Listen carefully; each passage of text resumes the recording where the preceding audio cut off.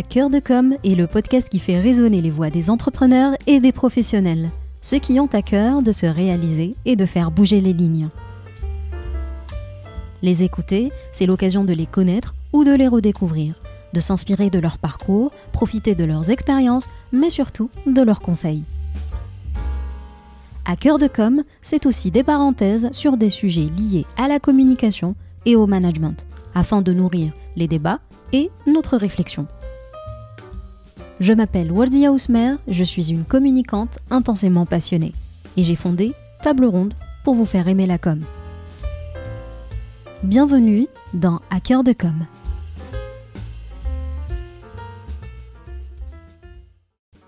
À Cœur de Com, interview numéro 1, Slim Othmani. Slim Othmani a enfilé plusieurs casquettes au cours de sa carrière et l'engagement reste certainement son maître mot. Dans cet épisode, il nous parle de son parcours, partage sa vision de l'économie algérienne et de l'entrepreneuriat, mais pas seulement. Il diffuse de nombreuses réflexions pleines de bon sens et de sagesse qui stimuleront certainement votre réflexion. Cette interview est très riche, je vous laisse la découvrir. Bonjour Slim. Oui, bonjour Léa. Merci d'avoir accepté mon invitation et de me faire l'honneur de ta présence sur mon podcast. Oui, merci, c'est moi qui te remercie de me donner la chance de vous raconter quelques histoires. Je pense qu'on aura beaucoup à partager. D'ailleurs, honnêtement, quand je préparais cette interview, je me demandais comment j'allais condenser tout ça en l'espace d'une heure à peu près, parce que je pense qu'il y a autant à dire sur ton parcours que sur ta vision et tes engagements, mais on va essayer d'être efficace. Oh. On va remonter le temps un peu, si tu veux bien. Tout d'abord, quand tu étais enfant, est-ce que tu imaginais être l'homme que tu es aujourd'hui avec tout le chemin que tu as parcouru ? J'aime bien dire que quand j'étais enfant, je rêvais d'être cosmonaute. Je voulais aller dans l'espace, j'avais pas envie de rester sur Terre.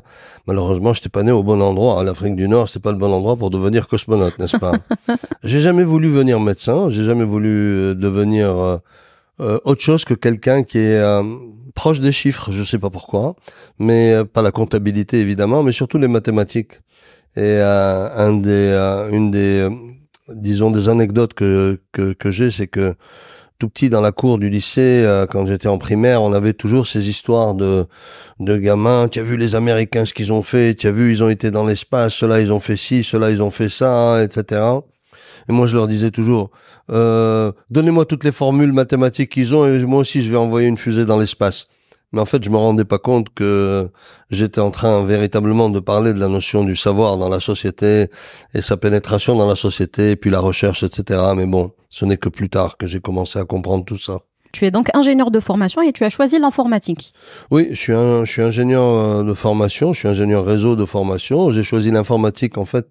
C'est une voie qui est venue par le fait que j'ai commencé par faire des mathématiques et j'avais le choix de continuer à faire des mathématiques ou bien de m'orienter vers l'informatique. Et puis, comme j'ai toujours été très avant-gardiste dans ma façon de voir les choses et que j'aimais bien la technologie, influencé que j'ai été aussi par un film qui était 2001, l'Odyssée de l'espace.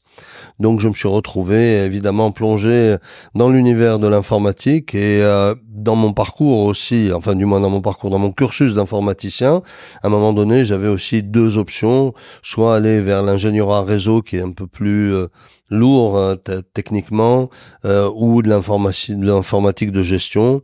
J'ai opté pour l'ingénierie réseau et c'est un métier que j'ai jamais pratiqué d'ailleurs puisque dès que je suis sorti de l'université, je me suis retrouvé dans une activité proche de l'informatique au Canada.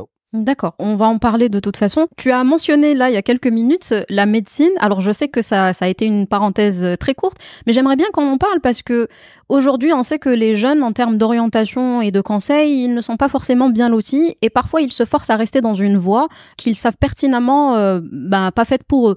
Donc je sais que tu es passé par la case médecine, j'aimerais bien savoir ce qui t'a poussé vers cette voie-là. Oui, en fait, moi, je ne vivais qu'avec ma mère et ma sœur.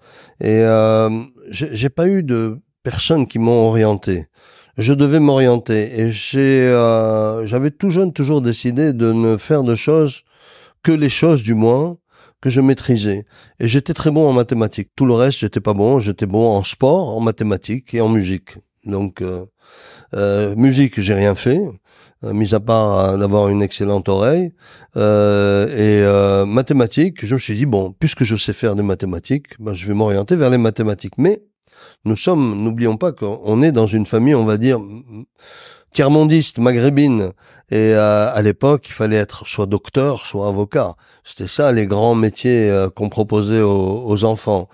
Et puis mon père qui vivait à l'étranger me mettait la pression. Oh, voilà, tu as eu ton bac, et ben maintenant tu vas faire médecine. On n'a pas de médecin dans la famille. Bon, je me suis inscrit en médecine en France et je dois avouer que pendant les 2 premiers mois, j'ai eu la chance d'avoir des cours de médecine collés à l'amphi de mathématiques. Donc en fait, Tu avais l'oreille sur la classe d'à côté? j'ai viré de bord. Mais en termes d'orientation, c'est pas un conseil, mais il faut choisir. Le choix dépend de ce qu'on a envie de faire. Il faut pas se fixer sur l'argent. Il faut être honnête avec soi-même. C'est quoi ses aptitudes? Quelle est la chose qu'on maîtrise le mieux? Où on se sent le plus à l'aise? Il faut créer sa zone de confort par rapport à ça et à partir de là, faire un choix.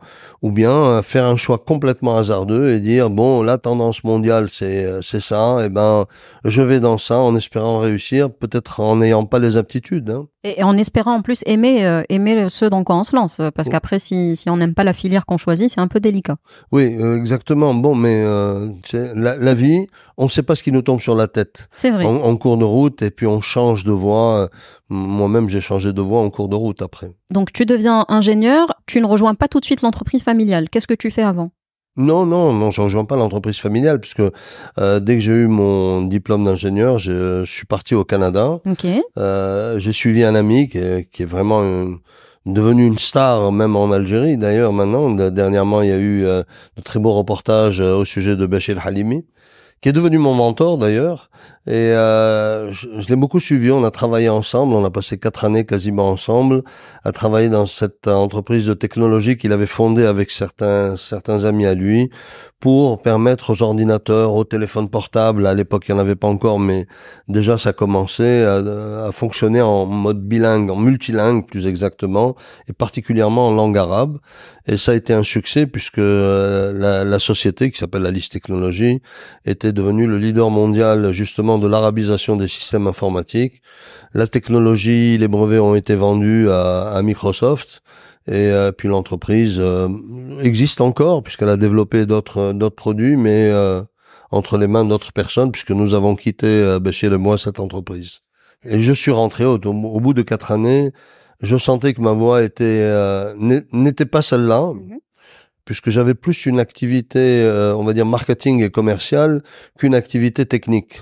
Alors que j'étais ingénieur réseau, bon, mes aptitudes, en fait, mon regard était plus tourné vers l'Afrique du Nord, même si j'étais installé au Canada, et j'ai décidé de rentrer. Et de rentrer dans un pays où j'ai jamais vécu, et donc j'ai fait le grand saut. En quelque sorte, j'ai pris des risques.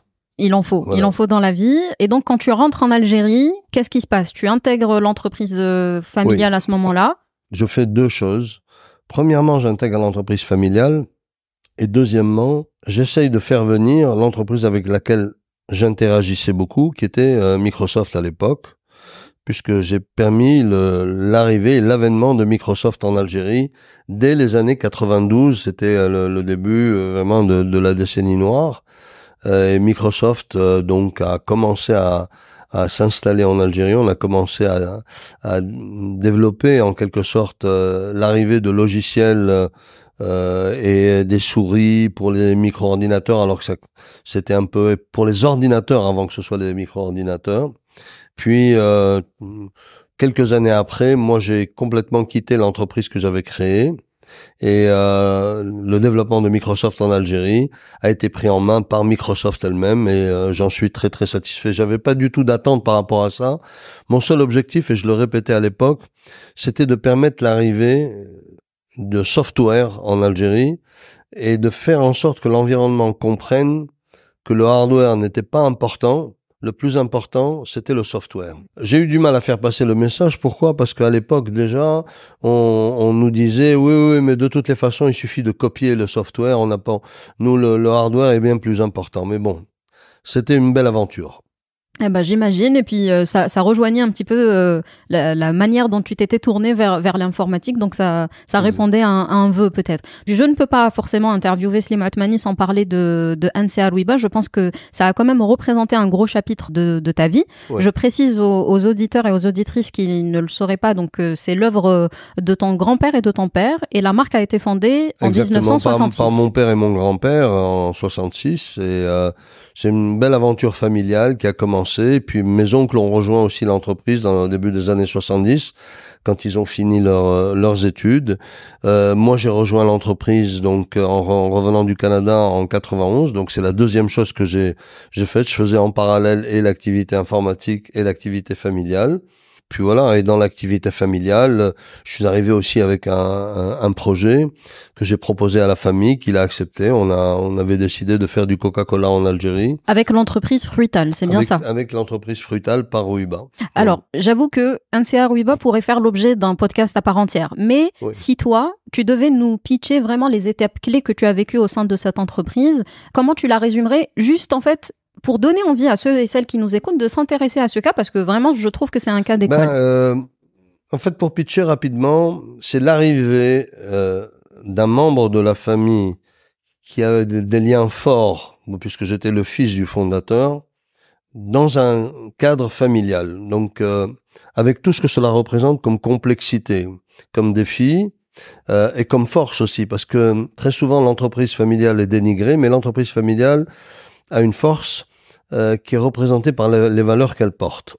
Et donc, arriver dans un cadre comme ça familial, dans lequel les structures hiérarchiques ne sont pas claires, dans laquelle le fonctionnement, disons, est déterminé par évidemment le patriarche, mais ce sont des règles non écrites.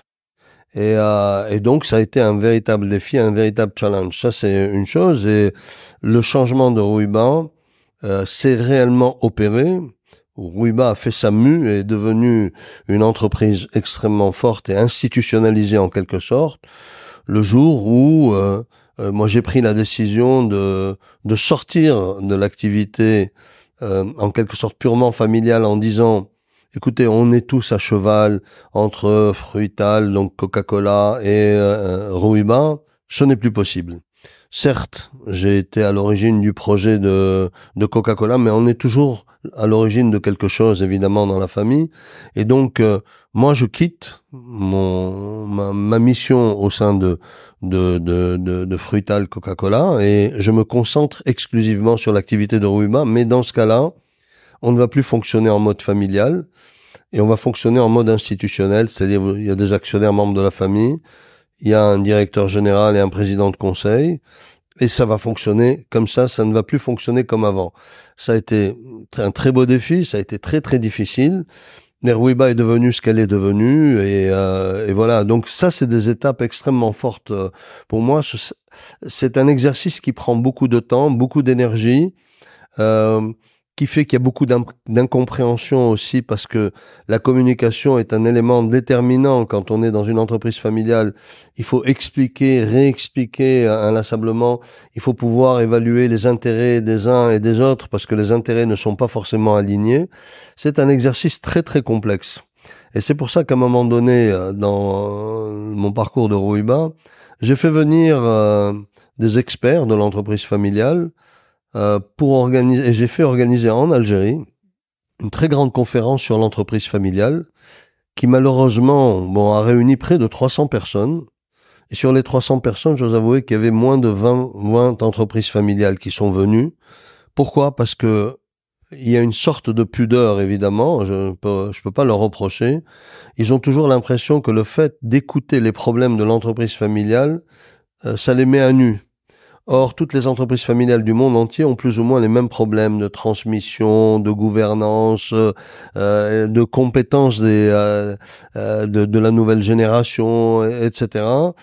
Et tout ça, ça se gère. Et il y a des experts dans le monde entier qui sont là, qui accompagnent des entreprises familiales. Vous prenez le Moyen-Orient, est totalement structuré là-dessus, on pourra en parler. Et au contraire, je trouve que, et je le dis souvent, le partage d'expérience est un outil puissant. C'est pas parce qu'on n'est pas dans le même secteur qu'on peut pas s'écouter et tirer profit de l'expérience l'un de l'autre. Donc, comme toute entreprise, comme tu le disais, Rouiba a connu ses métamorphoses, ses hauts, ses bas, ses crises, ses défis, ses challenges. En 2020, NCA fait entrer en capital le groupe Castel. Je me rappelle qu'à l'époque, on en avait beaucoup parlé dans l'actualité parce que NCA, Rouiba était quand même déjà une entreprise bien installée. On ne s'attendait pas forcément à ce genre de changement. Certains, en rigolant, je me rappelle, avaient fait des posts en disant ça y est, on va nous mettre de l'alcool dans les jus de fruits. Enfin, ça avait fait tout plein de discussions sur les réseaux. Moi, je voulais savoir comment tu avais vécu cette entrée et surtout, parce que quand on parle d'entreprise, d'investissement, etc., on est inscrit dans un regard ou dans une optique purement business. Mais aujourd'hui, j'ai face à moi le chef d'entreprise et l'homme aussi. J'aimerais savoir comment tu l'as vécu toi, émotionnellement, parce que ça reste quand même l'héritage familial et c'est un gros changement. Oui. Alors moi j'ai pris pour habitude tout jeune de faire en sorte que les chocs extérieurs qui me viennent de l'extérieur n'affectent pas le fond de ma personnalité et n'entraînent pas des changements. Moi, au contraire, il faut que tout choc extérieur se transforme en véritable force au fond de moi-même. C'est un exercice très difficile, je l'avoue. J'ai vécu beaucoup de chocs dans mon existence et ces chocs-là, je me rends compte au fil du temps, n'ont pas du tout m'ont pas affaibli, bien au contraire, m'ont beaucoup renforcé. C'est un peu le dicton ce qui ne te tue pas te renforce. Mais moi, je ne connaissais pas ce dicton à l'époque. C'était simplement un choix de vie que j'avais fait. Je ne veux pas être affecté par les événements extérieurs.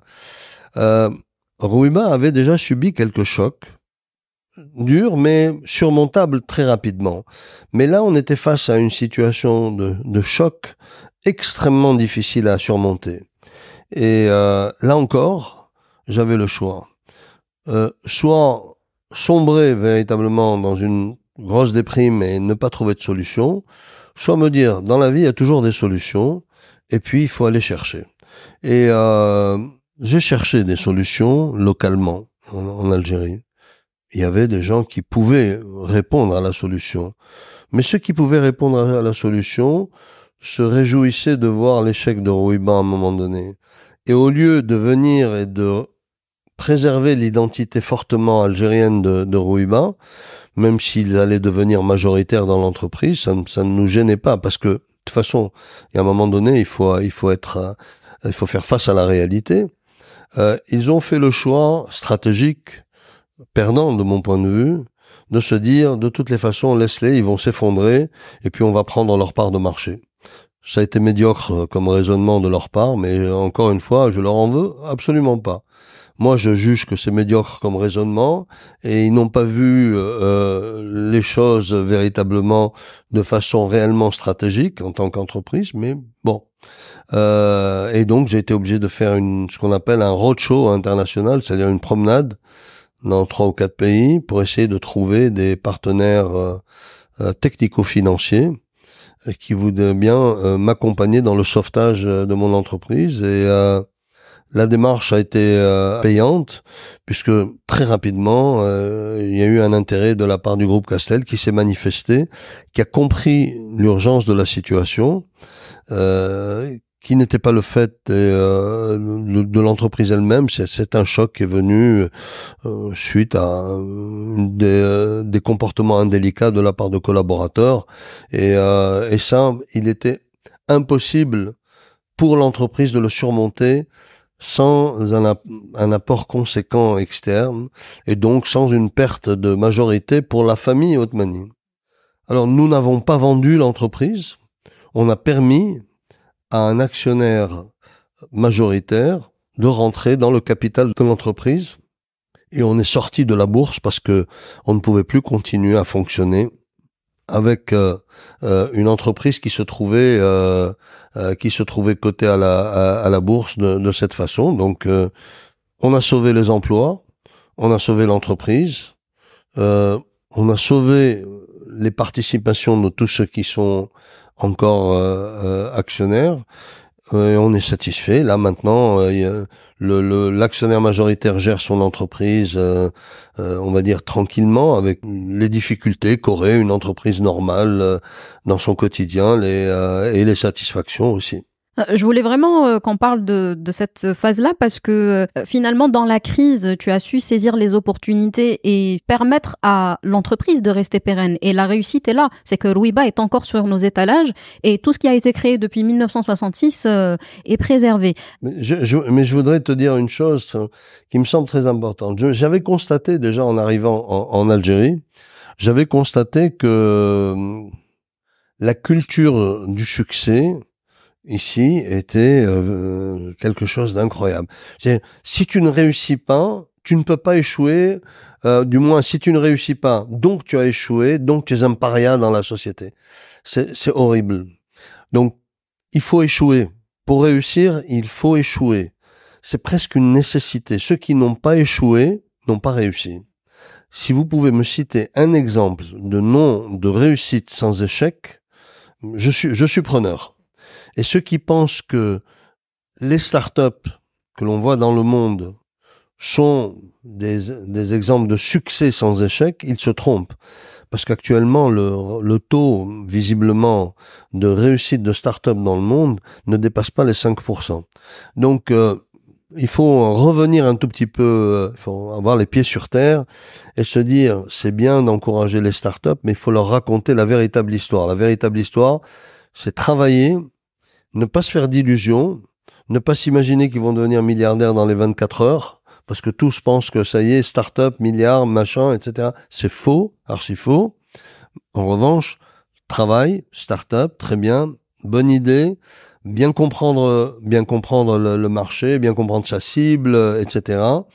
Et véritablement réunir tous les ingrédients du succès avec un ingrédient qu'aucun chef d'entreprise et aucun entrepreneur peut réunir lui-même, c'est la chance. Et ça, on n'y peut rien. Ça passe par le travail. Ça, on n'y peut rien. Et il y a un autre ingrédient auquel doivent penser tous les jeunes start-upers, c'est les valeurs. Les valeurs, le respect, l'hygiène, enfin toutes ces choses qui font qu'on est respecté dans la vie. Si on est respecté, c'est qu'on porte des valeurs qui sont reconnues. Donc, ils doivent porter des valeurs reconnues. Ça, c'est le b.a.-ba. S'ils ne comprennent pas ça, ils sont à côté. C'est parfait parce que c'est là où je voulais t'amener. On va terminer cette partie avec un petit retour sur les entreprises familiales parce que, comme tu le disais, ça reste quand même une forme assez répandue en Algérie. Si tu devais adresser une recommandation à quelqu'un, par exemple, qui reprend le flambeau d'une entreprise familiale, qu'est-ce que ce serait ?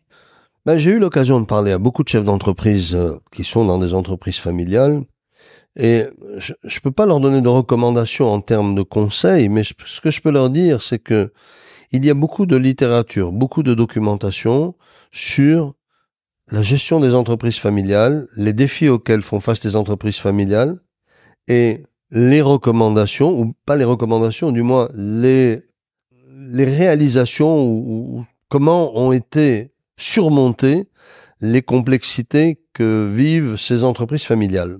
Et donc, je leur demande de se cultiver en matière de problématiques d'entreprise familiale et d'essayer d'implémenter ce qui s'est fait un peu partout ailleurs, en adaptant cela au contexte de leur famille et au contexte algérien.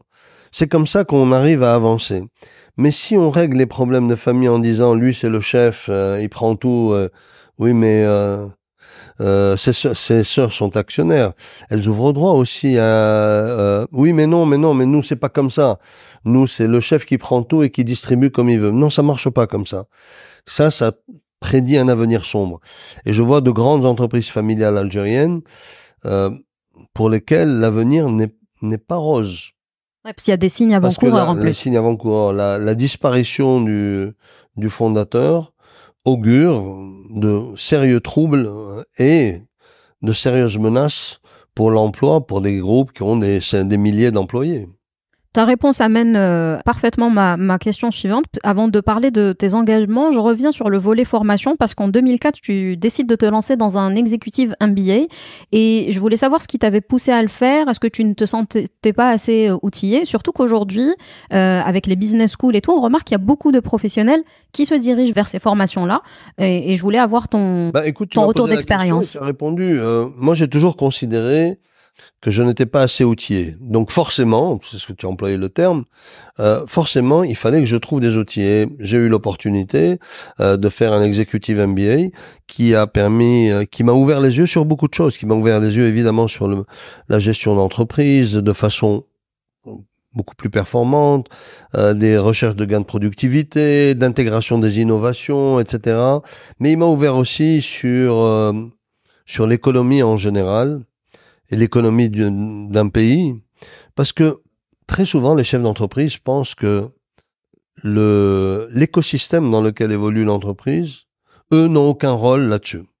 Et ils n'ont pas de levier sur cet écosystème et ils ne peuvent pas contribuer à le changer, ou bien ils savent que normalement ils pourraient contribuer à le changer, mais ils veulent pas froisser le pouvoir en place, le gouvernement en quelque sorte, et donc le pouvoir en place, pour diverses raisons. On va pas entrer dans le détail de ces raisons qui font que les chefs d'entreprise se mettent en retrait et ils oublient que leur rôle n'est pas cantonné uniquement au mur d'enceinte de l'entreprise.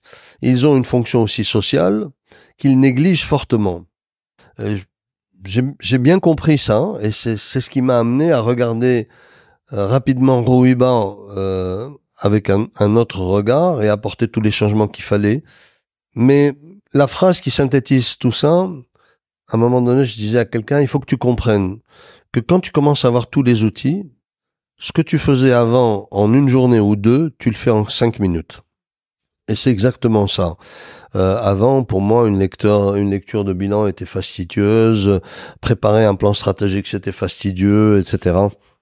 Avec le temps, je me rends compte que, et l'expérience peut-être, la vitesse à laquelle on arrive à détecter absolument les carences dans une entreprise, les problématiques de fonctionnement, les problématiques opérationnelles, les problèmes de positionnement, marketing des produits, les problèmes de marché, les problèmes financiers, c'est extrêmement rapide, qui n'a plus rien à voir avec ce que j'avais avant.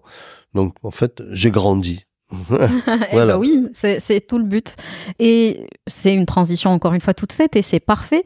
Dans l'une de tes interviews, tu dis ceci: un chef d'entreprise doit sortir des murs d'enceinte de son entreprise pour qu'il puisse agir sur l'environnement qu'il apporte. Car elle a un rôle à jouer, mais ne peut pas porter tout l'environnement. Il est important d'être acteur. Aujourd'hui, est-ce que tu penses que les entreprises ont pris conscience de l'importance de l'engagement sociétal et surtout qu'il est inhérent à leur existence? La réponse est difficile. Parce qu'elle amène un jugement de valeur au sujet des chefs d'entreprise. Et surtout, dans le contexte algérien, les chefs d'entreprise sont bridés. Faut pas l'oublier. Oui. Ils sont vraiment bridés. Même s'ils sont, alors ils te disent tous, moi je travaille, je vais avoir la paix, je suis dans mon coin, je veux pas intervenir, même si ça me plaît pas, même si ça affecte le fonctionnement de mon entreprise, je le dirai jamais parce que je veux pas avoir de problème. Ça ne marche pas comme ça. Mais quand on leur dit ça ne marche pas comme ça, ils répondent, peu importe. Nous, ici en Algérie, ça marche comme ça. Donc c'est à prendre ou à laisser. Et malheureusement, c'est ce qu'on constate depuis des années, c'est que cette mise en retrait de la sphère entrepreneuriale algérienne, les gens pensent qu'elle est visible, elle n'est pas du tout visible. Elle produit rien réellement en termes de recommandations. Alors il y en a qui vont s'élever, qui vont commencer à dire mais non, pas du tout, on a produit un document qu'on a remis sur le bureau du chef de l'État, etc. Mais tout ça c'est de la cosmétique. Un patronat actif et des chefs d'entreprise engagés sont des chefs d'entreprise qui se battent pour leurs entreprises et qui se battent pour l'économie de leur pays. On a l'impression que le secteur privé est toujours regardé de façon négative. Et ça, c'est un travail d'abord de communication. On a essayé de faire, pour la petite histoire, quelque chose il y a quelques années. On a produit le code algérien de gouvernance d'entreprise. D'accord. Donc on a produit le code algérien de gouvernance d'entreprise. L'idée, c'était de dire quoi?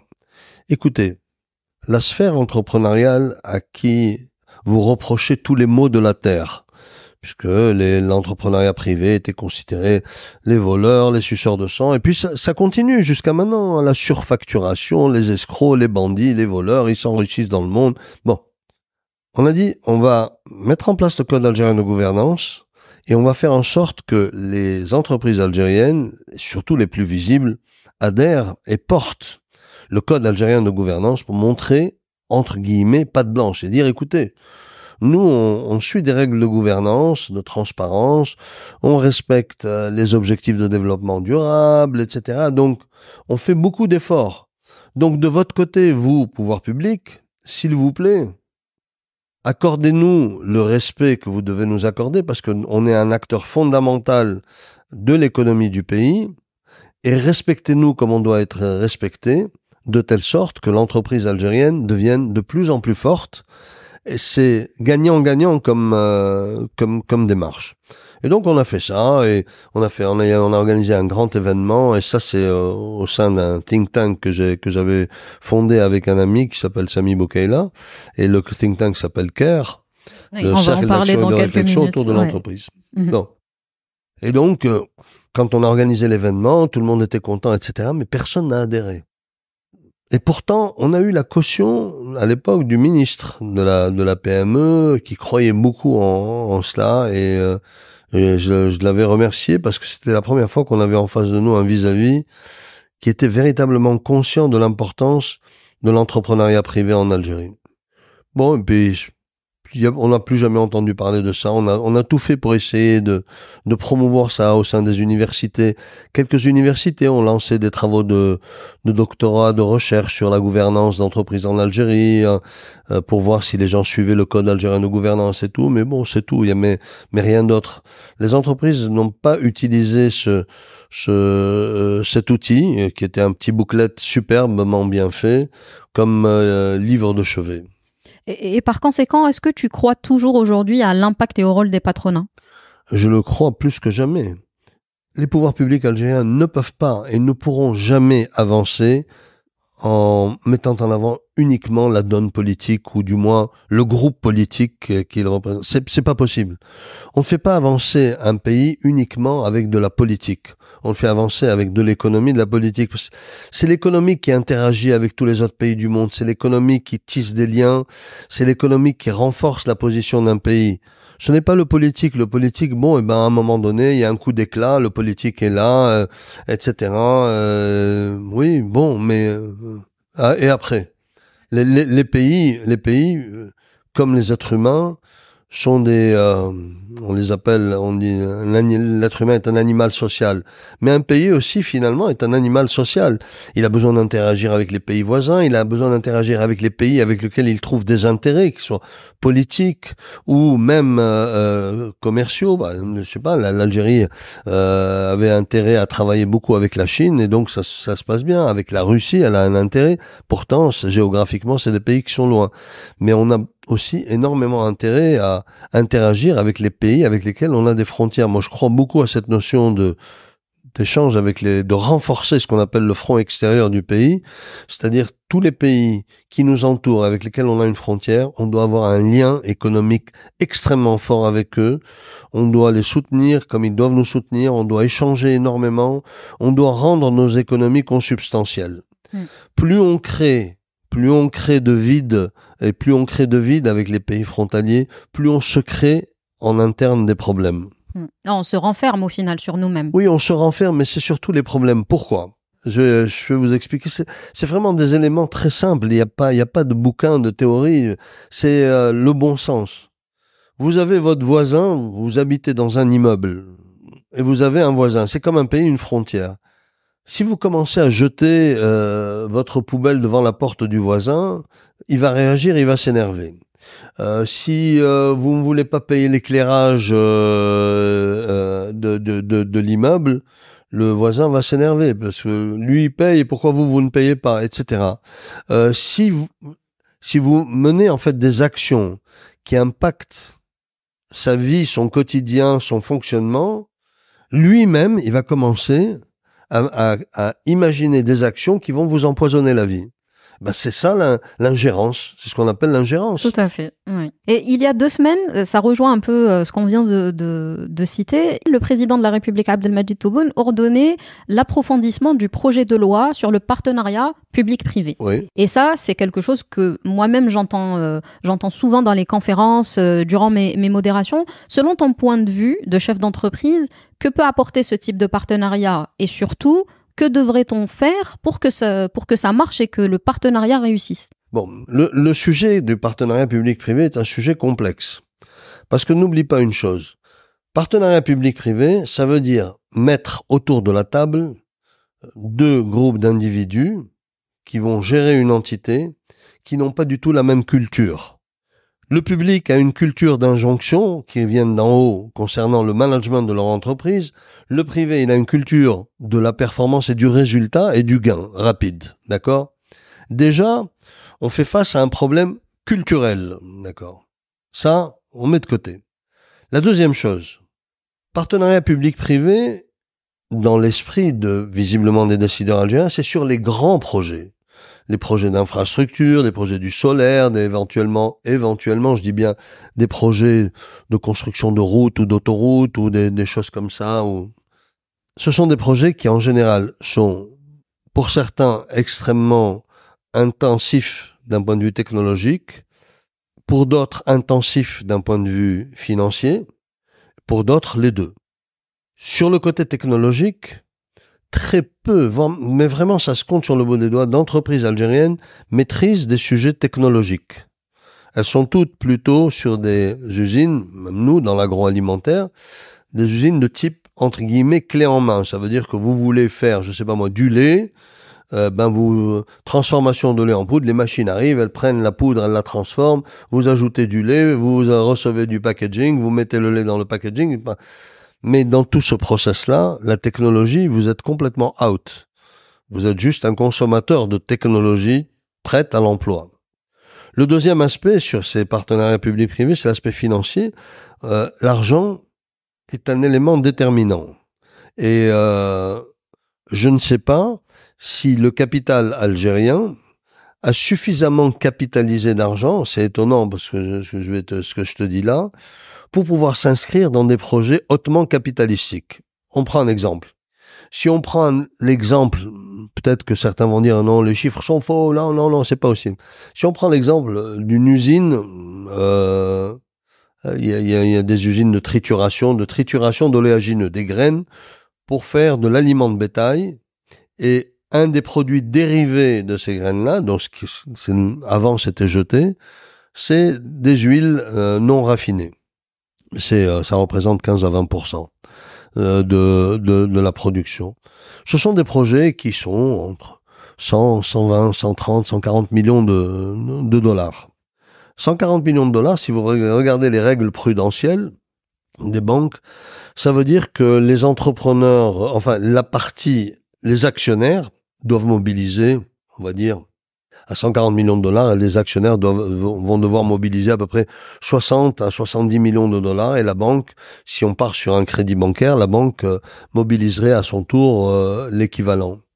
Et ça veut dire que si on est dans une logique de partenariat à 50-50, ça veut dire que la partie algérienne va mobiliser 50% de 70, donc 35 millions de dollars. Mobiliser 35 millions de dollars, c'est beaucoup d'argent aujourd'hui pour un chef d'entreprise algérien. C'est énormément d'argent en ce qu'on appelle en equity, c'est-à-dire vraiment de l'argent. C'est du cash. C'est pas de l'argent qui va aller emprunter, puisque déjà l'entreprise va emprunter. D'accord ? Donc, ces scénarios-là, de mon point de vue, peuvent exister, mais sont difficiles à mettre en œuvre et ne vont concerner que des niches et sur des acteurs qui se comptent sur les doigts d'une main. D'accord ? Je ne sais pas s'il faut croire aussi au partenariat public-privé, parce que ensuite, les règles de majorité, on le voit très très bien dans l'opération de mise en bourse dernièrement du Crédit Populaire Algérien. L'État a beaucoup de mal à lâcher la majorité. Or, la majorité d'une entreprise, c'est plus de 25%. 25% plus une action. C'est ça la véritable véritable majorité. Il y en a qui disent c'est 35% aussi, oui, hein, 35%, mais la majorité de blocage, c'est 25% plus une action. Et donc, ce qui se passe, c'est que quand vous regardez l'hôtel Horaci, on vous dit il a été mis en bourse, mais ça ne signifie rien du tout. L'hôtel Horaci ne communique pas. Son conseil d'administration n'est composé que de fonctionnaires.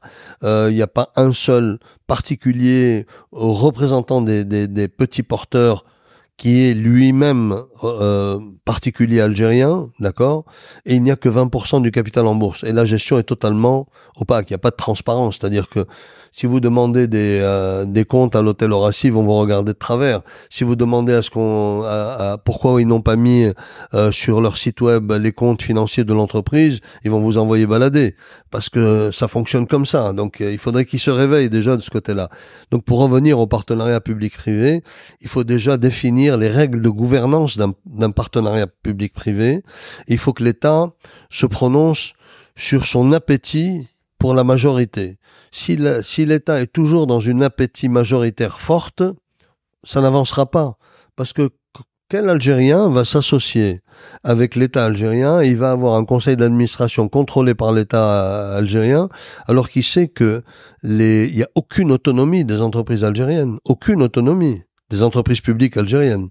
Les chefs d'entreprise publics algériens redoutent toute décision qu'ils auraient à prendre dans le fonctionnement normal de leurs entreprises, alors que les décisions qu'ils prennent sont des décisions pour lesquelles ils ont été mandatés par le conseil d'administration et le ministère de tutelle n'a aucun droit de regard là-dessus. Malheureusement, ça ne fonctionne pas comme ça. Un vrai travail de fond, c'est ce qui implique aussi justement le fait de se mettre autour de la table et de construire finalement des fondations solides pour la réussite de ce partenariat. Tout à fait. Mais ça nécessite un parcours de longue haleine. Oui, mais il y a beaucoup de travail pour pouvoir encadrer les partenariats publics-privés, ça c'est une chose, et il y a beaucoup de travail, encore une fois je le répète, de la part du gouvernement, de préciser sa vision et son appétit pour la majorité dans les entreprises dans lesquelles il souhaite garder une participation. Merci d'avoir partagé ce regard-là. D'ailleurs, j'ai essayé de pas te couper parce que je me suis laissé porter par tes arguments. J'en viens donc à ce think tank que tu portes à cœur. En 2001, donc tu fondes le cercle d'action et de réflexion pour l'entreprise. On en revient à la genèse. Si tu peux nous parler du projet, comment tu l'as pensé, quels étaient tes objectifs de départ? Alors franchement, c'est très très simple. J'étais avec un ami, on était à la plage d'ailleurs. Je lui ai dit, mais attends, nous on n'a aucun moyen d'agir sur notre environnement. On peut pas créer un autre patronat. Tous les patronats sont complètement contrôlés par les pouvoirs publics. On le sait très très bien. Et donc, ce ne sont pas des patronats qui vont nous permettre de nous exprimer ou d'exprimer certaines opinions sur des sujets qui nous intéressent. Donc, optons pour le modèle cercle de réflexion. Et on va commencer à produire des idées sur ce que nous voyons. Et les idées, on ne veut pas en réclamer la paternité. On les met à la disposition des pouvoirs publics, des partis politiques, de la société civile en général. D'accord ? Et c'est comme ça que c'est né. Mais c'est aussi né d'une autre idée, celle, je l'avais effleuré tout à l'heure en parlant, c'est que un chef d'entreprise, il a la casquette de chef d'entreprise. Mais aussi, il doit avoir d'autres casquettes. Il doit avoir la casquette de chef d'entreprise impliqué dans le mouvement associatif professionnel qui concerne son secteur d'activité. Donc, à titre d'exemple, l'association des producteurs algériens de boissons que j'ai fondée avec les producteurs de boissons quelques années après CARE. Et ensuite, la troisième casquette, le chef d'entreprise doit porter la casquette de celui qui est impliqué dans le patronat. Ça a été ma tentative quand j'ai voulu intégrer le forum des chefs d'entreprise. Donc en fait, je portais 4 casquettes. La première, celle de chef d'entreprise. La deuxième, celle de membre de CARE, donc un think tank de réflexion libre. La troisième, celle de membre de l'association des producteurs algériens de boissons, donc c'est une association purement professionnelle. Et la quatrième, celle de l'association patronale.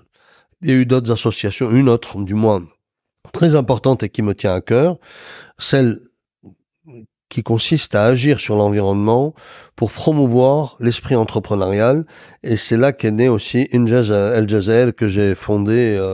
On va en parler de toute façon. Je sais que ce sont tous des points et des projets qui te tiennent à cœur, donc je voulais qu'on s'arrête sur chaque élément. J'en reviens rapidement au CARE, donc c'est plus de 20 ans d'expérience et pour ceux et celles qui nous écoutent, vous pouvez consulter le site care.dz. Tu en as été le président jusqu'en 2023. Maintenant, c'est Hind Ben Miloud qui reprend le relais. Oui. J'ai d'ailleurs été ravie, forcément, de voir qu'une femme en avait pris la tête. Oui. Et ça m'amène à la question, quel est ton regard sur le rôle, la position des femmes dans la société et dans les entreprises? Et selon toi, est-ce qu'on a avancé sur la question? Alors, moi, je pense qu'il y a... D'abord, on n'a pas avancé, elles ont avancé. En fait, les femmes se sont bien battues ici pour avancer. Elles n'avancent pas évidemment à la vitesse à laquelle elles voudraient, mais elles ont avancé. Donc, bon, moi je fais partie des chefs d'entreprise qui sont très impliqués dans la promotion des femmes dans leurs entreprises. J'ai fait au mieux au sein de Ruima. Une des actions les plus spectaculaires, ça a été quand je suis arrivé au début des années 90 dans Ruima. Et j'avais aucune position dans l'entreprise, évidemment, puisque je vous avais dit, c'est une entreprise familiale, tout le monde, dans les entreprises familiales, tout le monde est directeur. Même les bébés qui viennent de naître, ils sont directeurs. C'est comme ça. Toutes les entreprises familiales algériennes ont la même façon de faire. Et ce qui s'est passé, c'est que je suis rentré on avait une cantine pour les employés. Et j'ai vu que la cantine était partagée en deux. Il y avait la cantine homme et la cantine femme. Ah là là. Quelque temps après, à l'époque, les travailleurs étaient très respectueux des propriétaires. Je leur ai dit, bon, vous me cassez le mur. Comment ça? Si, vous cassez ce mur. Donc j'ai cassé le mur. Ils ont voulu mettre un rideau. Un rideau. J'ai laissé le rideau pendant quelques mois, et après j'ai fait enlever le rideau. Plus personne n'a parlé, mais une chose très intéressante, extrêmement intéressante. Dès que le rideau est tombé, les hommes se sont arrangés. Avant, c'était des travaux. Oui, ils se sont arrangés. Ils se coiffaient un peu plus. Ils étaient un peu plus propres. Et pendant les premières semaines, les hommes restaient toujours dans leur table et les femmes restaient dans leur table. Et petit à petit, ça a commencé à bouger. Et c'était fini, se parler, etc. Et puis ça a créé cette symbiose entre les hommes et les femmes au sein de l'entreprise. C'est deux cultures différentes au sein d'une entreprise. Les hommes ont leur culture d'entreprise et les femmes ont leur culture d'entreprise. Les faire communiquer, échanger, c'est un peu complexe au début. Les résultats sont bons parce que de toutes les façons, les hommes essayent d'essayent de prouver qu'ils sont bons là où ils sont. Hein. Ils se retrouvent dans une logique de performance. Parce que j'ai une collègue qui est femme, je vais pas la laisser me doubler. Bon, c'est le côté un peu misogyne, mais bon, c'est la vie. Hein, on va pas aller contre la nature. Hein, pour le moment, ça fonctionne comme ça et ça change. On a une directrice de production qui est femme, hein, qui est une femme quand même. Il y en a de plus en plus d'ailleurs en Algérie. Et on s'est rendu compte même que les femmes étaient beaucoup plus avaient une conscience professionnelle beaucoup plus marquée, comme si elles avaient moins de problèmes sur les épaules. J'ai l'impression que les hommes portent les problèmes de l'Algérie entière sur leurs épaules. Les hommes n'arrivent pas à se libérer de ce qui se passe à l'extérieur. Quand ils viennent travailler, ils ont tout le poids social de ce qui se passe à l'extérieur. Cette histoire de logement ADL, comment je vais faire pour avoir le logement ADL, etc. Leurs cerveaux sont comme ça. Cette histoire de il y a des primes, il y a des ceci, je dois obtenir tel et tel produit parce qu'il y avait une rupture, une pénurie, etc.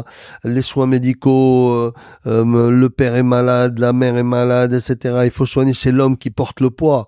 Peut-être c'est la femme qui reste assise à côté, mais c'est l'homme qui porte le poids, qui doit chercher comment financer ou comment trouver évidemment le meilleur système de soins et très souvent ils veulent pas aller dans les hôpitaux publics, ils veulent aller dans les hôpitaux privés. Donc l'homme, ça lui fait porter un poids de plus puisqu'il est obligé de trouver les ressources financières pour pouvoir soigner ses parents ou ses enfants ou son épouse dans le système privé. Mais justement, c'est parce que quelque part, ils n'intègrent pas la femme dans l'équation. Tu trouves pas? Non, c'est pas qu'ils n'intègrent pas, c'est que Au-delà de, bien sûr, Oui, de peut-être. notre culture, hein, bien Ouais. sûr. Hein. Non, je ne pense pas qu'ils n'intègrent pas. Ils essayent d'intégrer sûrement, parce que quand on commence à faire appel à de l'argent à de la famille, on regarde la femme, elle va de son côté essayer de trouver, l'homme essaie de trouver de son côté, mais c'est réellement à l'homme. On est dans une société fortement patriarcale ici, mais sous domination matriarcale. C'est bizarre, comme c'est un truc hybride. On n'arrive pas à trouver notre Quand il voie. prononce le mot yimma, le monde s'arrête pour c'est la maman, d'accord, c'est vrai, moi je suis j'aime ma mère, etc., mais évidemment je ferai tout pour elle, mais cette vénération qui de la part des hommes. Mm. Les femmes sont beaucoup plus mesurées. Évidemment, la mère, c'est vraiment le pilier, etc. Mais je parle avec ma mère. Je peux contredire ma mère. Je peux débattre avec ma mère. Mais les hommes, non. Elle m'a dit ça, je me soumets. Ouais. Bon, je sais pas si c'est en train de changer, mais... Est-ce que ce mur, finalement, que tu as cassé a modifié ou a fait shifter un peu la culture d'entreprise? Est-ce que tu as senti que quelque chose avait profondément changé dans l'entreprise, dans la performance, dans la manière de cohabiter? Bien sûr, complètement. D'ailleurs, j'avais intégré beaucoup de femmes dans les équipes managériales, etc. Et franchement, elles ont donné satisfaction. Je peux pas dire le contraire. Hein. Parlons maintenant, si tu veux bien, de cette association dont tu as été le fondateur et le président, si je ne me trompe pas, donc l'APEB, qui est l'association des producteurs algériens de boissons, ouais. Qui est toujours active, c'est bien ça? Oui, c'est d'ailleurs l'association professionnelle la plus structurée, la plus active d'Algérie. Il y en a d'autres qui vont dire non, c'est faux, mais moi je suis prêt à débattre. Hein. Alors, quelles sont ces activités? Quelle a été Ces activités, c'est de réunir évidemment elle réunit les producteurs de boissons, les producteurs de lait dérivés, donc fromage, yaourt, les producteurs d'eau minérale, les producteurs de boissons alcoolisées. D'ailleurs, ça représente une complexité parce que il y a des chefs d'entreprise qui disent que les billets de banque qui rentrent dans l'association, c'est-à-dire quand les gens payent leurs cotisations, c'est de l'argent qui vient, par exemple, d'une entreprise qui a de l'alcool. Ils veulent pas que le chèque de la société de l'alcool, qui produit de l'alcool, aille dans le même compte que la société qui produit de l'eau, qui produit des jus ou des boissons gazeuses. Bon, c'est le n'importe quoi culturel. C'est des excès. C'est l'Algérie, hein, il faut vivre avec. Hein, on n'a pas le choix. Mais le plus important, c'est que cette association est très très très focalisée sur son métier, travaille beaucoup sur la réglementation, travaille beaucoup avec les pouvoirs publics, énormément avec les pouvoirs publics. Il y a eu beaucoup de réalisations de la part de cette association. Cette association intervient véritablement comme le gardien de tout ce qui se passe dans le secteur laitier, fromager et le secteur des boissons. Donc elle agit, elle intervient, elle est très très réactive par rapport à la réglementation, au texte de loi, etc. Donc franchement, c'est une association qui vaut le coup d'être regardée, qui vaut le coup d'être soutenue. Malheureusement, il y a beaucoup d'acteurs en Algérie qui ne veulent pas adhérer à l'association parce que l'association insiste beaucoup sur des pratiques disons éthiques en termes professionnels. Elle insiste beaucoup sur la transparence, elle insiste beaucoup sur la communication et l'échange d'informations pour pouvoir justement bien mesurer les besoins de la filière ou des filières, puisqu'il y a plusieurs filières au sein de l'association des producteurs. Et cette association est entendu et écouté par les pouvoirs publics. Ça, c'est très, très important. Et ce n'est pas...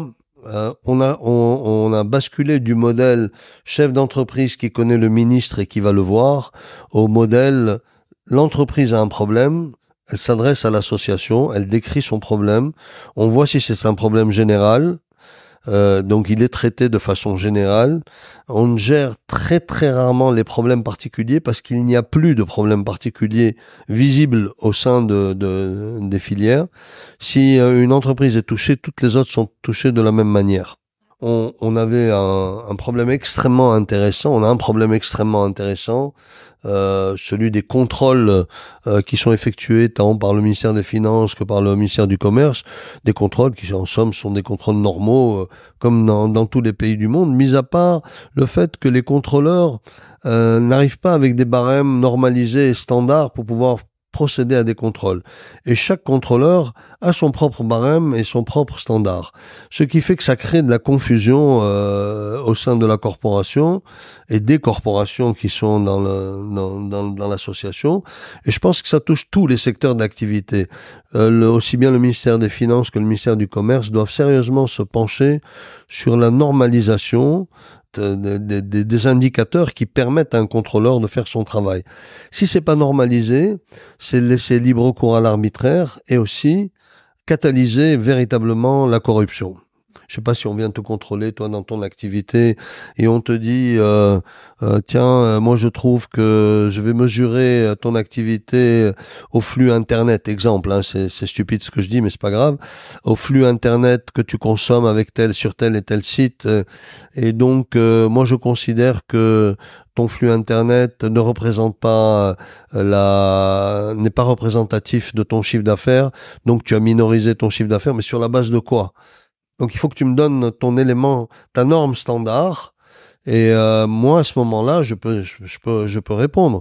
Mais si tu décides tout seul de ta norme et de ton standard en tant qu'agent, et que l'agence qui est à côté a exactement le même contrôle avec une norme et un standard différents, donc on est vraiment dans une situation très très compliquée. C'est un bel exemple en tout cas parce que ces dernières années, de nouveau, le tissu associatif s'est renforcé à tous les niveaux et dans différentes filières et ça souligne l'importance du travail collectif, de se mettre en réseau et c'est ce qui nous permet aussi d'apporter des changements. Exact. J'en viens à un dernier projet qui te tient à cœur encore aujourd'hui et que tu as cité tout à l'heure, Injaz. Injaz, magnifique initiative. Magnifique initiative, les gens ne réalisent pas. Et ce qu'il y a de terrible pour Injaz, je vais commencer par le côté négatif. Allons-y. L'initiative est magnifique. Il y a une seule chose qui me dérange. Les entreprises algériennes ne veulent pas adhérer au projet de porter ou d'accompagner l'inculcation, si on peut dire, le fait d'inculquer, j'ai dit l'inculcation, je sais pas d'où j'ai trouvé ce mot dans la langue française, mais c'est peu importe, on s'en fout. Il faudra bien qu'un jour elle devienne dynamique, cette langue française. Il faudra le fait d'inculquer l'esprit entrepreneurial à des jeunes Algériens, ça nécessite un petit peu d'argent. Donc, en général, on demande 500 000 dinars ou un truc comme ça à des grosses entreprises. Hein, et on demande 8 heures d'un mentor, d'un des employés, collaborateurs de l'entreprise qui va encadrer une dizaine de jeunes dans une école, dans une université, dans une école de management, ou une école d'ingénieur ou une université, pour mener un projet. C'est 8 heures par an. C'est rien du tout. C'est rien du tout, mais ils veulent pas. Ils veulent pas. Allez comprendre pourquoi ils veulent pas, on n'arrive pas à comprendre. Pourtant, Injaz forme à l'entrepreneuriat plus de 10 000 jeunes par an.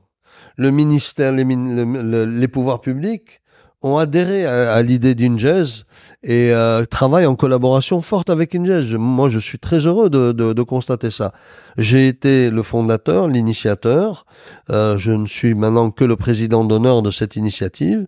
Mais même à titre personnel, je contribue pour qu'il y ait des jeunes qui soient formés à l'esprit d'entrepreneuriat. Et je vais être, on va dire, un tout petit peu prétentieux par rapport à Injaz. C'est ton interview, tu fais ce que tu veux.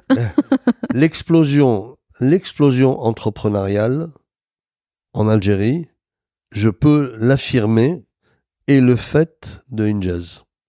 Vous allez voir des dizaines de projets, et sur les 10 projets, probablement 8 sur 10, ce sont des jeunes. Vous avez fait le parcours Injaz? Oui, on a fait l'encadrement Injaz. Trouvez-moi une réponse, moi, au pourquoi les grands groupes algériens n'adhèrent pas à Injaz. Si vous arrivez à me trouver une réponse, vraiment, je serai l'homme le plus heureux du monde. Mais quand on parle aux propriétaires d'entreprise, mais oui, ça nous intéresse, etc. Et dès que vous arrivez au niveau des équipes marketing qui sont des jeunes, ils ne font pas l'effort de s'intéresser à ça. Pourquoi? Par jalousie. Et ça, c'est le mot de notre société. La jalousie, le jour où l'Algérie va bannir, on va légiférer à l'Assemblée et va dire toute personne jalouse est passible de 150 ans de prison. Là, on va se calmer. Là, on va gagner. Là, on va gagner. Oui, tout à fait. Justement, par expérience personnelle en tout cas, moi, je mets vraiment un point d'honneur à toujours dire oui aux étudiants. Que ce soit une réponse pour un questionnement au téléphone, par mail, sur les réseaux sociaux. Et je travaille aussi bénévolement, enfin, quand mon planning me le permet, bien sûr, quand les clubs font appel à moi, que ce soit pour une modération ou un atelier, je dis toujours oui. Parce que je pars du principe que déjà, moi, en tant qu'étudiante, ça m'a manqué. Je me rappelle que en faisant un stage dans une entreprise publique, si ce n'était pas le responsable et le directeur de la société de gestion de participation qui gérait cette société qui nous avait accueillis avec mon ami, je pense qu'on aurait gardé un très mauvais souvenir de cette entreprise. Et c'est là l'importance aussi de l'écoute, de la transmission. Ils ne demandent rien finalement, ces jeunes, à part être écoutés et avoir des conseils, partager une réflexion, être rassurés parfois. Et ce n'est pas grand-chose. Et donc, c'est un message qu'on fait passer aujourd'hui à tous ces professionnels et ces entreprises. Alors, vous avez parlé, tu as parlé de ton implication. Tu dis, j'ai répondu, je leur parle quand ils m'appellent, etc. Mais ça fonctionne pas que dans un sens. C'est clair. Donc, les chefs d'entreprise en Algérie doivent s'intéresser évidemment aussi à ce qui se passe. Moi, je suis plus chef d'entreprise puisque je ne suis que dans des conseils d'administration et je suis à la retraite en professionnel. Mais moi, j'ai vu ce que tu faisais, j'ai pris le téléphone, je t'ai appelé. J'ai cherché à avoir ton contact et je t'ai appelé. Mais je l'ai toujours fait. Même avant, quand je voyais des jeunes qui faisaient des choses intéressantes, je cherchais à les rencontrer, parler avec eux, voir comment je pouvais les aider, etc. Cette démarche n'est pas entreprise par malheureusement, oui. Encore une fois, je sais pas ce qui se passe. C'est beaucoup vont me dire bon, tu n'as pas de leçons à nous donner, tu te veux le donneur de leçons. Je ne suis pas donneur de leçons et je ne veux donner de leçons à personne. Je veux simplement une chose, je veux contribuer à ce que l'environnement algérien soit différent au niveau entrepreneurial, l'environnement des affaires soit différent, soit beaucoup plus dynamique, soit beaucoup plus diversifié, qu'il y ait véritablement une force dans cet environnement, qu'il porte, mais pas qu'il se fasse porter uniquement par les pouvoirs publics. Quand ils veulent vous monter, ils vous montent. Quand ils veulent vous descendre, ils vous descendent. Il faut que ça change. C'est terminé, ça. C'est un environnement entier qui porte les entrepreneurs. C'est pas uniquement les pouvoirs publics. Les entrepreneurs doivent porter les autres entrepreneurs, etc. On est une équipe. Tout à fait.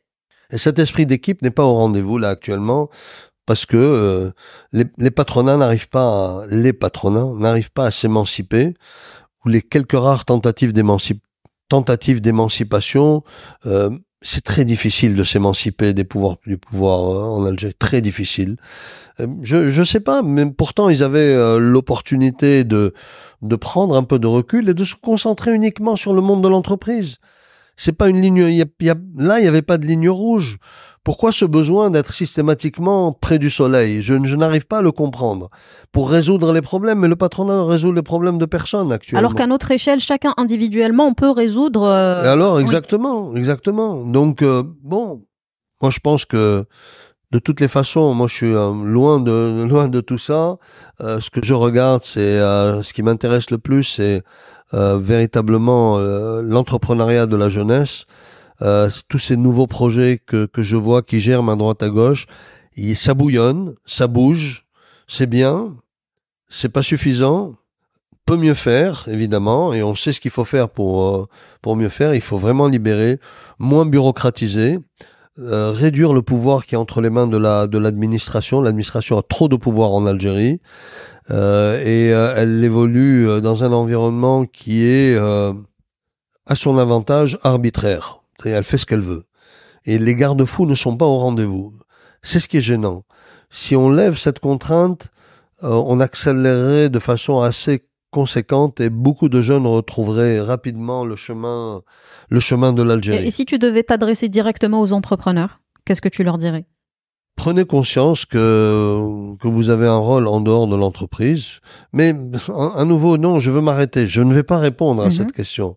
Parce que si je réponds à cette question, ça veut dire que je suis donneur de leçons. Non, pas du tout. C'est tirer profit de ton expérience à toi. Non, faites-vous votre propre Voilà, opinion. c'est un conseil. Faites-vous, Oui. voilà. Mais Oui. c'est pas un conseil. Faites-vous votre Oui. propre opinion. C'est-à-dire, moi, je lui dis rien.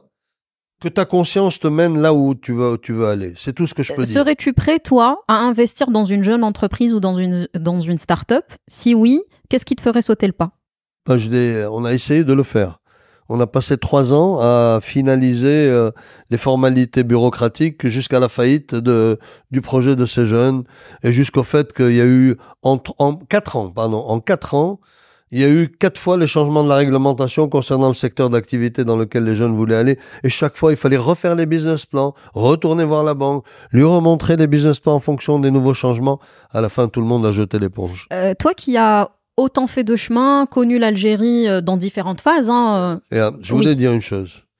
Tant que la philosophie ne sera pas stabilité, lisibilité, prévisibilité, au sein des pouvoirs publics, tant que dans le cerveau, ils n'auront pas ces 3 mots-là, tant qu'on sera toujours là en train de tâtonner, les startups, je sais pas quoi, le machin, etc. Donc on saute subitement, on trouve un sujet qui fait l'actualité en permanence. C'est pas comme ça. Oui. On a besoin de stabilité, on a besoin de lisibilité et on a besoin de prévisibilité.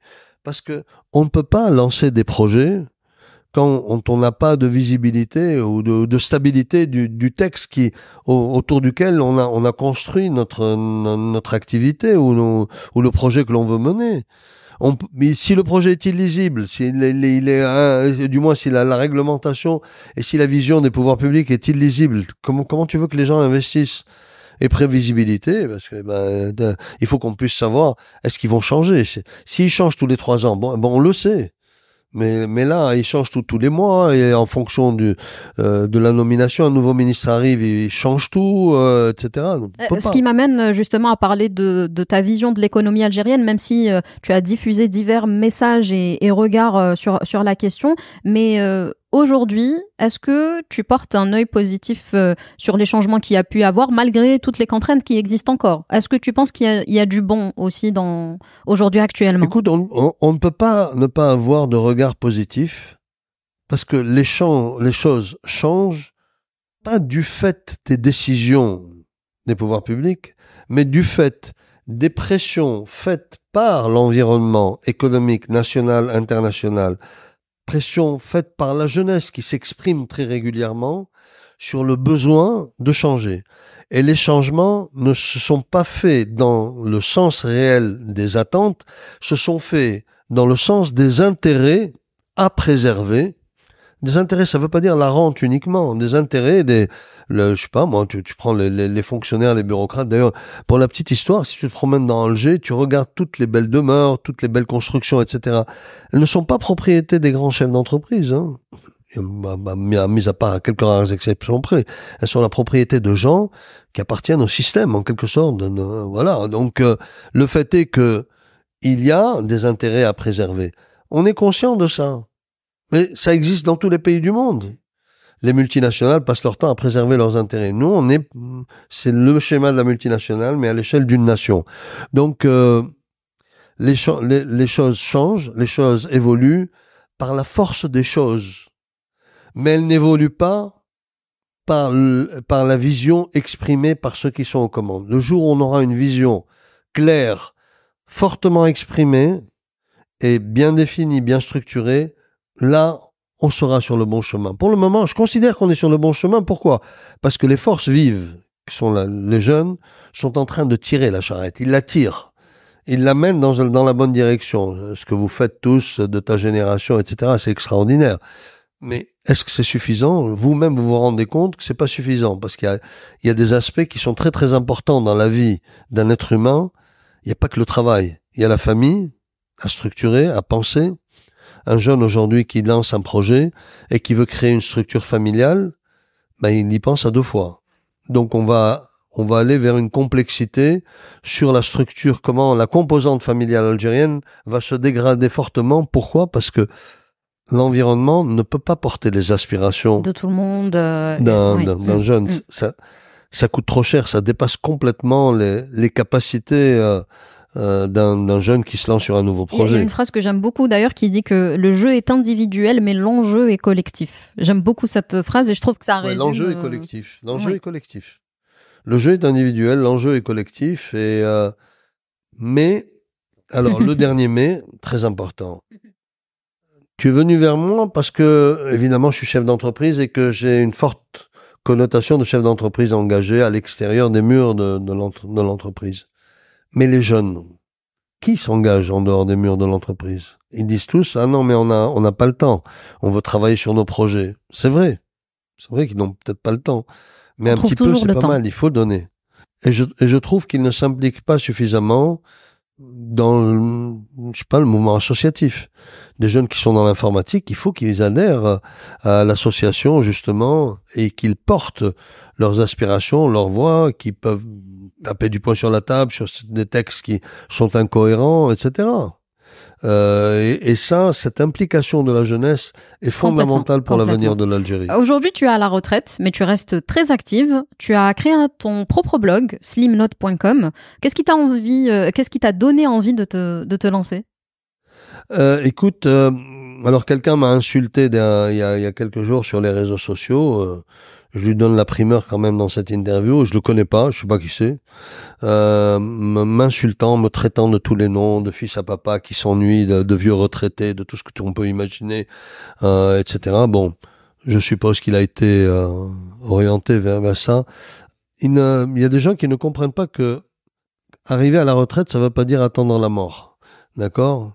Arriver à la retraite, ça veut dire changer de profession, changer de vie ou changer de passion. J'étais passionné pour mon entreprise et là, je change de passion.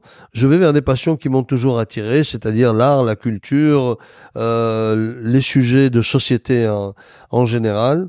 Et j'ai un regard très critique sur la vie, tout en étant extrêmement optimiste et constructif. C'est-à-dire que si je mets à traiter, par exemple dans le cas de mon blog, où j'ai tenu à parler d'agriculture et des problèmes de l'eau, c'est que j'ai un regard critique sur la problématique de l'eau en Algérie, c'est que j'ai un regard critique sur l'agriculture, mais je veux apporter une contribution en interrogeant d'abord les experts, donc ça me permet de mieux comprendre, mais aussi ça permet, si les gens regardent le blog, à la société algérienne d'écouter le regard d'experts, mais je choisis des experts, des gens extrêmement objectifs, qui parlent sincèrement du sujet.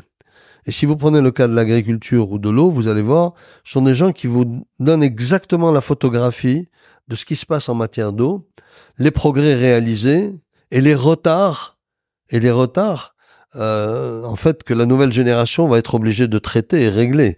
Parce qu'en matière agricole, c'est terrible actuellement ce qui se passe. On vante régulièrement le succès de l'agriculture algérienne, mais non. On est très en retard. On est très en retard parce que on a suffisamment de quoi nourrir l'Algérie en termes de domaine arabe, donc de terres agricoles. On peut faire beaucoup de choses. Et beaucoup de défis nous attendent. Donc, ce blog-là me sert à traiter des sujets de ce type-là. J'en avais marre de me poser des questions dans ma voiture en roulant et de me dire, tiens, après tout, pourquoi je la pose pas à la personne concernée, la personne qui a l'expertise pour me répondre. Je m'intéresse à ce qui se passe aux frontières, donc j'ai interrogé des gens, des personnes qui sont expertes des questions internationales, des problématiques frontalières de l'Algérie, donc avec le Mali en l'occurrence, avec le Sahel plus exactement. Je m'intéresse à l'art et la culture parce que une société qui perd son art et sa culture est une société qui est vouée à l'échec inévitablement. Hier, en interviewant Safi Boutella, il parlait de son père qui lui a dit, et ça c'est très fort, il lui a dit « si tu ne crées rien, tu n'es rien ». Et en fait, il voulait parler vraiment d'art et de culture, et c'est vrai qu'un pays doit créer, doit produire.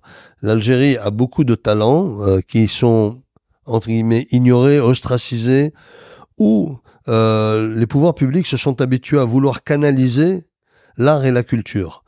Et c'est là où les pouvoirs publics devraient arrêter un peu de faire ça. Il faut laisser l'art et la culture vivre son chemin. Quand vous avez un ministère de la Culture qui légifère pour dire que une galerie d'art ne peut être créée que par quelqu'un qui a un diplôme de l'école des Beaux-Arts, je suis désolé. C'est un non-sens, oui. C'est le grand n'importe quoi. Et c'est ça ce qu'on appelle encadrer, parce que je pense que on est dans un pays qui a développé une peur panique de l'art et de la culture. Les esprits libres sont des esprits qui perturbent et qui dérangent. Tout à fait. Et il faudrait peut-être changer un peu d'approche et de philosophie et se dire que les esprits libres, c'est eux qui font la force de la nation et c'est eux qui vont justement pouvoir déclencher cette force et cette originalité du peuple algérien. C'est pas 1, 2, 3, viva l'Algérie qui fait la force du peuple algérien. Je pense que là, on est débarrassé déjà de ça. On sera pas débarrassé du football. Le football est un sport qui a pénétré les entrailles de toute la société du monde entier, mais les sociétés du monde entier. Mais nous avons besoin de changer de paradigme. On peut pas continuer à regarder l'Algérie à travers le football. Exactement. Ce n'est pas possible. Non, on a besoin de nouveaux pare-brises. Oui, tout à fait. Exact. Tu confirmes donc finalement cette phrase que moi j'entends souvent parce que ma mère la prononce aussi, c'est que à la retraite c'est une deuxième vie qui commence. Mais c'est une deuxième vie qui commence, tout à fait. C'est une deuxième vie qui commence. Moi je suis très heureux. Je suis bien comme ça. Moi chaque fois que j'ai des idées, il y a quelqu'un hier qui a mis un truc aussi très intéressant. Et comme les podcasts que je fais dans le blog ne sont pas des podcasts longs, ce qui se passe, c'est qu'il a dit, je suis très content parce que chaque fois que je rentre, un jour sur deux, je découvre un petit podcast qui m'intéresse et qui m'instruit. C'est exactement ça, mais j'ai gagné. Eh ben, c'est important de prendre la parole. Oui. Alors, à part évidemment les podcasts, j'ai écrit des articles sur des sujets qui m'intéressent. Ça peut être des sujets politiques, ça peut être des sujets j'étais à Janet, j'ai passé une semaine à Janet, et ben en retour, j'ai eu besoin d'écrire sur Janet.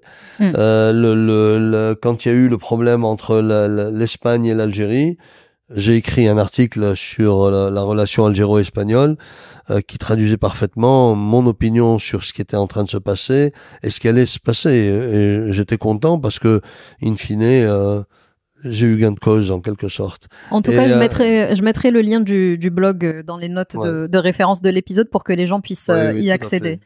Quelques petites dernières questions si tu le permets. Alors d'abord, imagine que nous sommes en train de discuter dans un amphithéâtre où se trouve tout le public qui va écouter ce podcast. Donc il y aura des jeunes, des moins jeunes, des étudiants, des chefs d'entreprise. Quel message ou qu'est-ce que tu aimerais leur dire ? Je sais que ça fait beaucoup de messages à passer, mais le podcast me sert aussi à ça, à justement sensibiliser parfois à travers des paroles simples. Très, très, très, très, très difficile comme question. Très difficile. J'avais fait un TED il y a quelques années à Tizi Ouzou et j'avais choisi une question qui me plaisait beaucoup. Est-ce que c'était... Avons-nous le choix ? Dans la vie, avons-nous le choix ? Donc, moi, la seule chose que je peux leur dire, c'est soyez curieux, posez-vous des questions et dites-vous que dans la vie, peut-être qu'on a toujours le choix. Beaucoup me contredisent là-dessus, mais in fine, on se rend compte qu'on a toujours le choix dans la vie. Enfin, moi, je crois beaucoup en cela. La deuxième chose, c'est que il faut sincèrement croire en l'échec. L'échec est fondamental. Je vous l'avais dit en début de notre échange.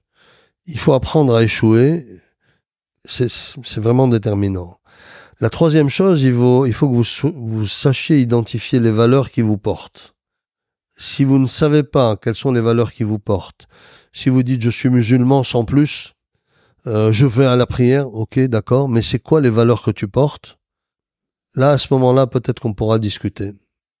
Qu'est-ce que je peux vous dire d'autre ? Oui, une chose très importante. Le nationalisme est une plaie. Le patriotisme est une bénédiction. Chaque fois que quelqu'un parlera de nationalisme devant vous, détournez-vous de lui. C'est un danger pour vous et pour votre vie. Le nationalisme bouffe le cerveau des êtres humains, de la jeunesse. Le nationalisme est à l'origine de tout ce qui se passe de plus cruel dans le monde. La preuve, vous voyez ce qui se passe actuellement dans le conflit israélo-palestinien. Les Israéliens sont biberonnés au nationalisme. C'est pour ça qu'ils sont aussi violents et aussi agressifs. On a voulu aussi fabriquer une population hyper nationaliste en Algérie, d'où la violence que l'on ressent très souvent dans la société. le patriotisme est quelque chose de beaucoup plus fort, beaucoup plus profond, beaucoup plus construit, beaucoup plus posé. Et c'est ce qui va permettre à l'Algérie de sortir de ce scénario ou de ce schéma dans lequel elle est enfermée depuis des années, d'hypernationalisme qui n'a absolument aucun sens. Eh ben, tout est dit, je crois. Et là, je terminerai par des questions qui sont hyper rapides. Donc, les réponses, normalement, devraient être assez courtes. Donc, quelques petites questions dans les réponses, normalement, seront assez rapides. D'accord. 3 qualités que doit avoir absolument un chef d'entreprise. Je peux pas répondre comme ça aussi rapidement. C'est impossible. Au tac. Non, c'est impossible. Parce que les qualités, c'est toujours... Il n'y a pas de qualité, c'est les valeurs. Ok, donc on remplace les... Alors, 3 valeurs dans ce cas-là. Est-ce qu'on peut les citer, même si elles sont propres à chacun, celles qui sont importantes pour toi? Je peux pas le dire non plus. Il y a tellement de choses et chacun invente son histoire. Et ça revient toujours à donner des conseils. Il n'y a pas de conseils. Il n'y a pas de conseils. Ok. Un chef d'entreprise doit être lui-même. S'il n'a pas de valeur, il n'en aura jamais. D'accord? Parfait. Et s'il en a, il verra de lui-même qu'elles lui serviront de façon extraordinaire. Ce dont tu es le plus fier. Mes enfants, Un livre qui t'a marqué. il y en a tellement. Non, franchement, il n'y en a pas un qui m'a particulièrement marqué. D'accord. Beaucoup m'ont marqué. Chaque livre porte en lui des messages tellement forts que je suis incapable de dire quel est le livre qui m'a marqué. À chaque moment, j'ai un livre qui me marque profondément. D'ailleurs, dans mon blog, je fais lecture du moment. C'est des livres qui me marquent sur le moment, mais il n'y a pas de livre que je saurais. D'abord, je n'ai pas d'aptitude de ce type-là à me mémoriser de façon très précise le contenu d'un ouvrage. Oui. Mais il y a tellement de livres. Mais si aucun livre ne m'a marqué au point de dire c'est celui-là qu'il faut lire. Ça veut dire que tu dois lire encore plus. D'abord, pour moi, je dois lire encore plus. Mais le message que je peux passer, il faut lire. Il faut beaucoup, beaucoup, beaucoup, beaucoup lire parce que en lisant, on ramasse des petits morceaux et à un moment donné, c'est comme du tissu. Le puzzle se construit et d'un seul coup, vous avez une idée qui germe. Tout à fait. C'est ça qui est intéressant. Si tu étais un défaut. Un quoi? Si tu étais un défaut. Un défaut? Oui. Oui. Lequel ce serait? Si j'étais un défaut. Mais je suis complètement un défaut. Je suis fabriqué de défauts. Non, il y a une phrase que j'aime bien par rapport aux défauts. Parce qu'en fait, les défauts permettent à certains groupes dans la société de vous coller une étiquette. C'est peut-être pas un défaut que vous avez, mais c'est eux qui le voient. Donc, vous voyez pas. Et je ne sais pas, je me souviens pas qui avait dit ça. Il vaut mieux vivre avec une mauvaise étiquette qu'avec une mauvaise conscience. D'accord? Donc un défaut, ça peut être vu par... c'est les personnes extérieures qui voient vos défauts. Donc, Steve est un donneur de leçons, il se prend pour ceci, il se prend pour cela, etc. Prétentieux, bon, ok.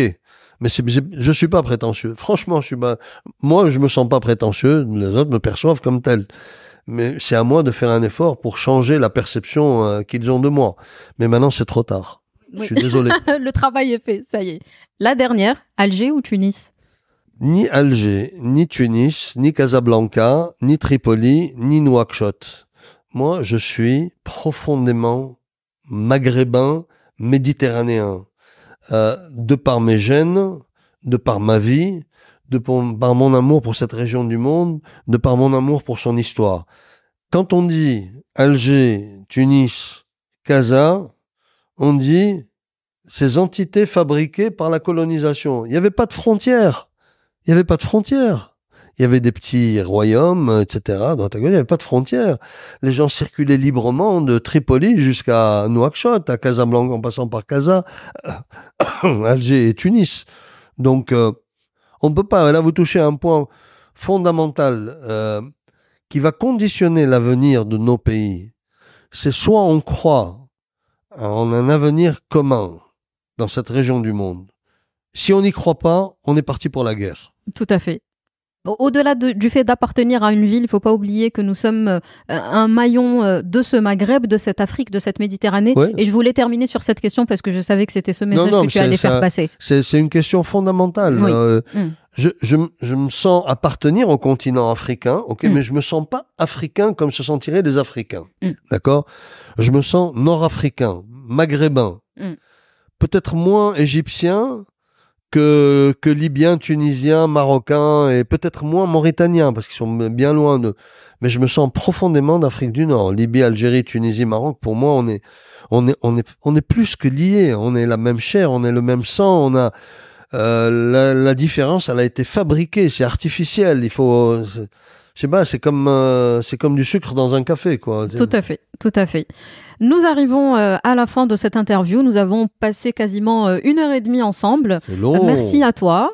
En tout cas, j'ai apprécié, je suis sûre que les auditeurs et les auditrices aussi. J'espère. Merci à toi de m'avoir accordé de ton temps, de m'avoir accueilli chez toi et d'avoir partagé tous ces messages pertinents et toute ton expérience qui, j'espère, inspirera plus d'un et plus d'une. Merci Waldé. J'ai été très touché par justement le fait que tu aies accepté ou que tu aies voulu plutôt m'écouter. J'espère seulement, tu sais, c'est très difficile d'écouter 1h30. Je rêve de voir, tu vois, ce type d'entretien retranscrit et synthétisé par de l'intelligence artificielle. Donc, de telle sorte qu'on me demande de faire une synthèse sur 20 lignes d'intelligence artificielle et on aura les messages qui seront passés parce que, in fine, peut-être que la voix un peu de crooner avec le rhume que j'ai aide, mais le fait est qu'il faut que les messages, pour qu'ils soient marqués, il faut qu'on puisse les écrire. Et je pense quand même que les gens vont se laisser porter parce que tout ce que tu as dit. Merci infiniment. Merci à toi. À bientôt. J'espère que cette première interview vous aura plu. N'hésitez pas à me le faire savoir par commentaire ou par message sur les réseaux sociaux de Table Ronde, que ce soit sur LinkedIn, Instagram ou encore Facebook.